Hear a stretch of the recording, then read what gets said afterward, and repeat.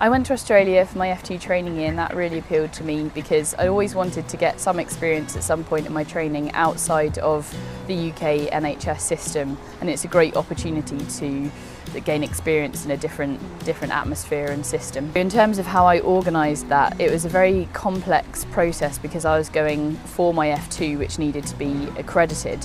So to begin with, I set up finding out if my university actually allowed it, and at the time Nottingham University did allow it. I then had to look up the criteria that they set and then adhere to that.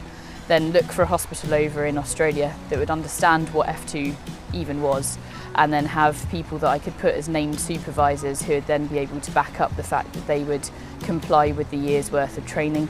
That was the medical side, and then there was all of the other associated paperwork in terms of getting visas and having all the healthcare checks and everything. So it's a very complex process, costs quite a lot of money and takes a few months of preparation time. My experience in Australia in comparison to what I would have experienced in the UK was just being able to have a whole new perspective on a different healthcare system and setup. They run things completely differently over there.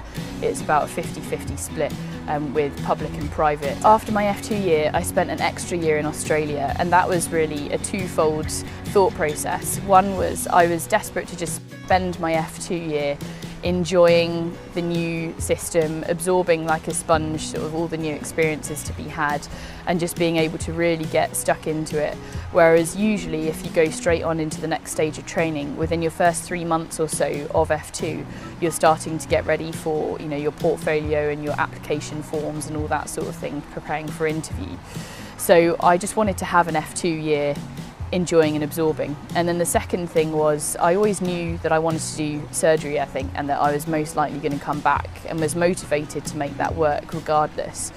And so I thought, if I have another year over there, not only does that then give me the opportunity to apply my second year, but if I did love it so much, then that would help consolidate for me whether I actually wanted to stay in Australia forever, perhaps, or at least for my speciality training. So I think to make all of those decisions in 1 year, especially if you're also trying to apply for something back in the UK, is very difficult. So it gave me some breathing space and a bit of time to just sort of grow and mature a bit in my thought processes and really decide what I wanted to do and go for that.